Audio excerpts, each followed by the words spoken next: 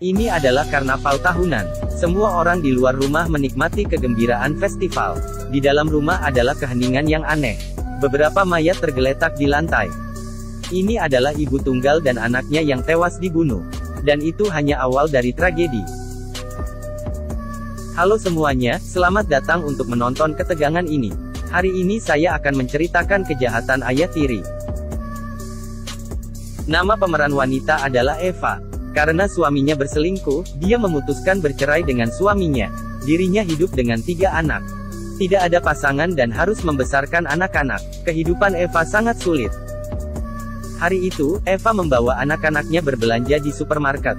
Dia bertemu dengan David, seorang pria yang terlihat cukup baik. Dengan kata-kata yang cerdik, David menyanjung Eva. Dan dia mengatakan bahwa istri dan putrinya tewas dalam kecelakaan mobil. Dan mendapatkan simpati dari Eva. Segera hati Eva sudah ditangkap oleh pria di depannya. Hanya butuh setengah tahun bagi keduanya untuk berbicara tentang pernikahan. Saat ini putra sulung Eva lulus dari sekolah militer dan kembali ke rumah. Karena pacar dan ibu yang menyuruhnya tinggal, anak sulung memutuskan untuk tinggal di rumah untuk sementara waktu. David bertemu anak sulung untuk pertama kalinya. Dengan kata-kata lucu dan jawaban yang layak. Dia mendapatkan hubungan baik dengan anak sulung. Segera terbentuk keluarga baru beranggota 5 orang. Setiap hari dipenuhi dengan canda tawa.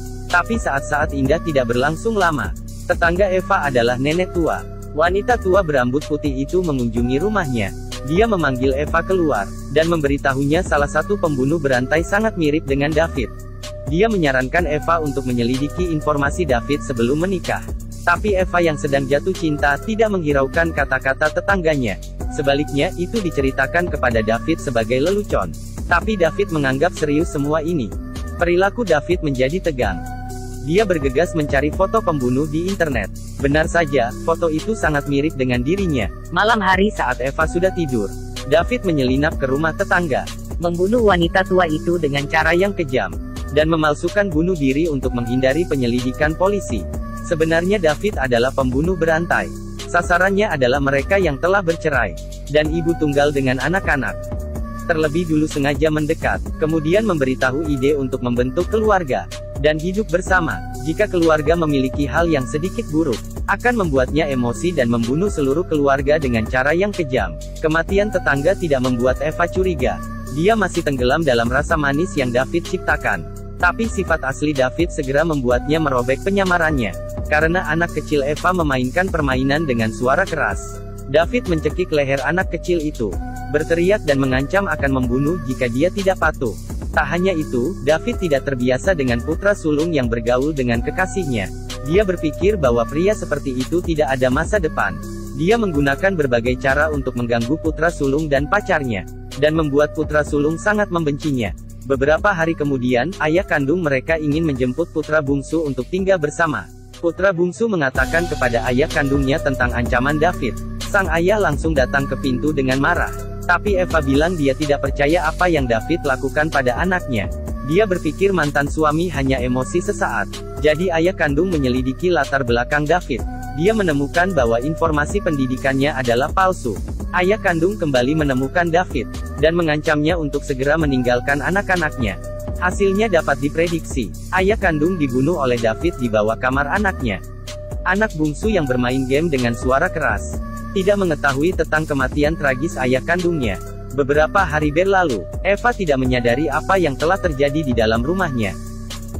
Eva bahkan meminta temannya untuk membantu David mencari pekerjaan. Pada awalnya David secara paksa menyetujuinya.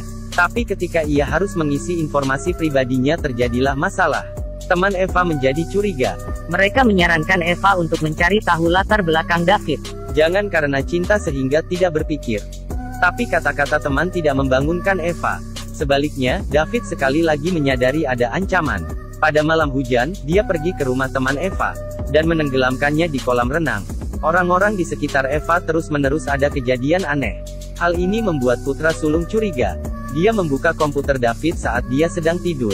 Sejarah pencarian David untuk foto pembunuh masih ada. Foto ini sangat mirip dengan David. Putra sulung ingin berkonsultasi dengan ayahnya lagi. Jadi dia menelepon telepon ayahnya. Tapi suara telepon berbunyi di ruang bawah tanah. Ketika ia ingin membuka ruang bawah tanah, dia menemukan pintu ruang bawah tanah terkunci. Pada saat malam hari, putra sulung memecahkan jendela ruang bawah tanah dan masuk. Dia menemukan mayat di ruang bawah tanah.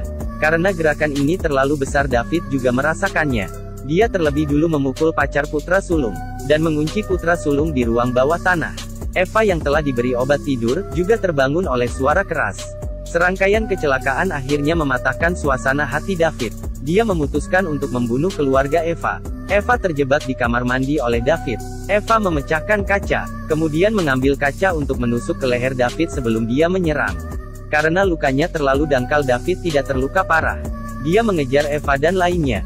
Putra sulung mengambil kesempatan untuk melindungi keluarga. Dia memeluk David dan melompat dari lantai atas. Keduanya jatuh pingsan. Kemudian polisi datang terlambat. Mereka hanya menemukan putra sulung, dan David sudah menghilang. Sebulan kemudian putra sulung terbangun di ranjang rumah sakit. Tapi polisi tidak tahu tentang pengejaran David. Karena David sudah menghapus semua informasinya dari rumah Eva. Bahkan foto juga tidak ditinggalkan sehingga sulit melacaknya lagi. Dan di supermarket di kota lain, seorang ibu tunggal membawa anaknya untuk membeli hadiah Natal. David muncul lagi. Melihat penampilan wanita itu, jelas menarik perhatian David. Dan apa yang akan menunggunya? Perasaan selalu membuat orang buta. Wanita lajang yang membesarkan anak-anak mereka sendirian. Karena kurangnya pasangan untuk diandalkan. Mungkin membuatnya buat atas cinta.